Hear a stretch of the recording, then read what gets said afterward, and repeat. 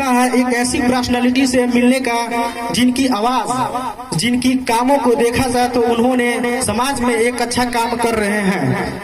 आज भी वो हमेशा समाज के हितों के लिए काम किए हैं। आज भी बहुत खुशी की बात है कि आज हमारे बीच उपस्थित है। अक्सर कहते हैं कि खुशी के फूल उन्हीं के दिलों में खुलते हैं जो आदमी की तरह आदमी से मिलता है। अक्सर लोग कहते हैं कि खुशी के फूल उन्हीं के दिलों में खिलते हैं जो इंसान की तरह इंसान से मिलता है। ऐसी पर्सनैलिटी से जब हम लोग मिलते हैं तो बाग बाग हो जाते हैं। तो मैं नाम अनाउंस करने जा रहा हूँ, आप लोग जोरदार तालियों के साथ उनका स्वागत कीजिएगा। मोहब्बत के लिए कुछ खास दिल महसूस होते हैं, मोहब्बत के लिए कुछ खास दिल महसूस होते हैं, नगमे वफा हर सांस के वर्गा नहीं करते। मोहब्बत के लिए कुछ खास दिल महसूस होते हैं, नगमे वफा हर सांस वर्गा नहीं करते। आपका मिजाज, आपका अंजाम इतना अजीज है, मंच पर नाम लेकर आपको हम बुला नहीं सकते। आपकी जोरदार तालियों के साथ मैं मंच पर आमंत्रित करता हूँ चंद्रजीत कुमार।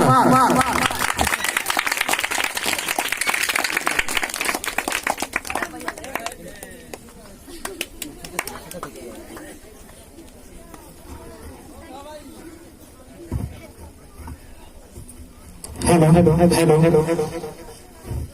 यहाँ पर इस कार्यक्रम को सफल बनाने के लिए उपस्थित हमारे गार्जियन स्वरूप अतिथिगण, माताएं, बहनें एवं नौजवान साथी, समस्त लोगों को तहे दिल से धन्यवाद।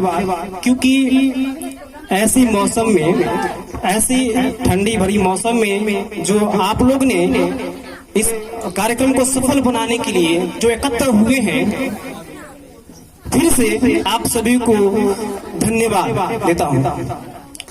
चलिए, जैसा कि आज 3 जनवरी को सावित्रीबाई फुले फाउंडेशन, हम सभी माता सावित्रीबाई फुले का जन्म दिवस मनाते हैं।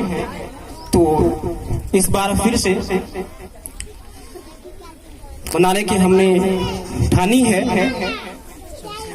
तो सबसे पहले हम सभी, एक प्रश्न उठता है कि सबसे पहले कि हम सभी माता सावित्रीबाई फुले का जन्म दिवस क्यों मनाते हैं? हम सभी माता सावित्रीबाई फुले का जन्म दिवस क्यों मनाते हैं? आखिर हमें क्यों है जानना? हमें नाटक, नुक्कड़ के जरिए बताना, जागरूक कराना या होना क्यों है जरूरी? हमें पूरे भारतवर्ष में सावित्रीबाई फुले जयंती क्यों मनाती है? पूरे भारतवर्ष में माता सावित्रीबाई फुले की जन्म दिवस क्यों मनाई जाती है? आखिर वजह क्या है? आइए इन सभी सारी बातों को हम जानने की कोशिश करेंगे। जैसा कि 3 जनवरी 1831 को माता सावित्रीबाई फुले का जन्म हुआ। 3 जनवरी 1831 कहने का मतलब सिर्फ ये जन्म दिवस ही नहीं, बल्कि 3 जनवरी 1831 कहने का ये भी तात्पर्य है कि 1831 में मेरा देश गुलाम हुआ करता था। 1831 में मेरा देश गुलाम हुआ करता था। तो आइए, देश गुलाम 1831 से कुछ हम समझते हैं। ये जब गुलाम था तब ब्रिटिशों का राज हुआ करता था। देश गुलामी का अलग दर्द थी, दर्द उन लोगों से भी था। गुलामी होने के साथ साथ कुछ ऐसे मनुवादियों ने हमें दोहरी गुलामी का सबब दे रहे थे। हमें छुआछूत, जाति सूचक शब्दों से आहट दे रहे थे, ठेस पहुंचा रहे थे। आज 1947 मेरा देश मॉडर्न इतिहास में, भारत इतिहास में भी आज भेदभाव नजरों से देखा जाता है, बरकरार भी है। सोचिए जरा, वो दौर कैसा रहा होगा जिस वक्त देश मेरा गुलाम हुआ करता था और पिछड़ों को कोई वैल्यू तक, थोड़ा सा भी वैल्यू तक नहीं मिलता था।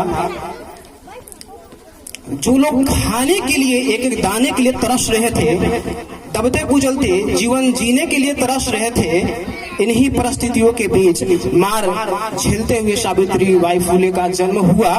और इन सभी हालातों को देखते हुए, शिक्षा में आगे कदम बढ़ाते हुए उन्होंने स्कूल खोले, जो प्रथम शिक्षिका महिला का हकदार भी हुए। खास बात तो ये थी कि किसी भी मजहब, जाति, समुदाय के बच्चों को तालीम या शिक्षा देने का काम किए, ना कि सिर्फ पिछड़े जाति का। तो आज इसका परिणाम है जो सभी स्त्रियां शिक्षा में आगे आकर अपना शिक्षा को ग्रहण कर पा रहे हैं, इन्हीं का देन है, भूमिका है। चलिए, तो हम एक छोटे से गाना हम लिखे हुए हैं, शायद हमें अच्छी तरह से तो नहीं आता, अच्छा लगे तो आप लोग रेटिंग देने का प्रयास कीजिएगा जरूर। बहुत ही पुराना गाना है। जिंदगी कठिनाइयों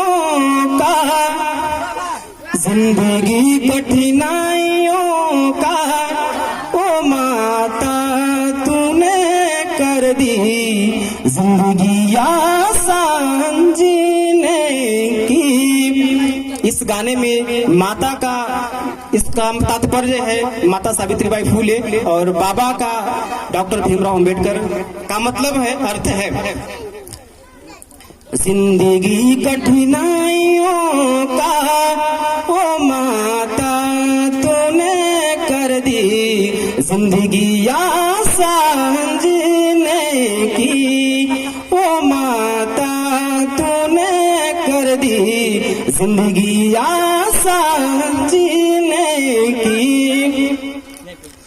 रुत ये सुहानी है जहाँ में, रुत ये सुहानी है, फिर अधिकारों से दूर कैसा, संग बाबा की निशानी है, अधिकारों से दूर कैसा, संग माता की निशानी है।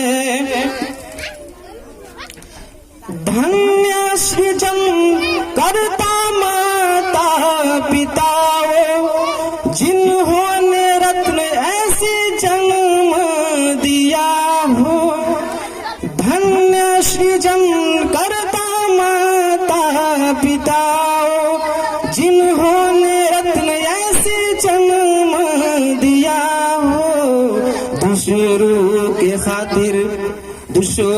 के खातिर दर्द घुट कर पिया हो, दूसरों के खातिर दर्द घुट कर पिया हो। छोटे छोटे वर्गों हैं, इन वर्गों में निज कैसा, हमें समानता भवलानी है। इन वर्गों में निज कैसा, हमें समानता भवलानी है।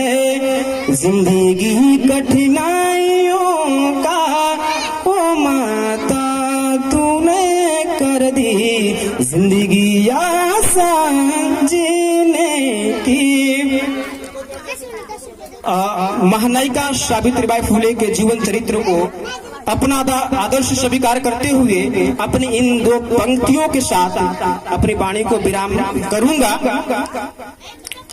नारी तुम प्रेम हो, नारी तुम प्रेम हो, आस्था हो, विश्वास हो। नारी तुम प्रेम हो, आस्था हो, विश्वास हो। टूटी हुई उम्मीदों की एकमात्र आस हो, एकमात्र आस हो। शुक्रिया, बहुत बहुत धन्यवाद। चंद्रप जी के लिए कहना है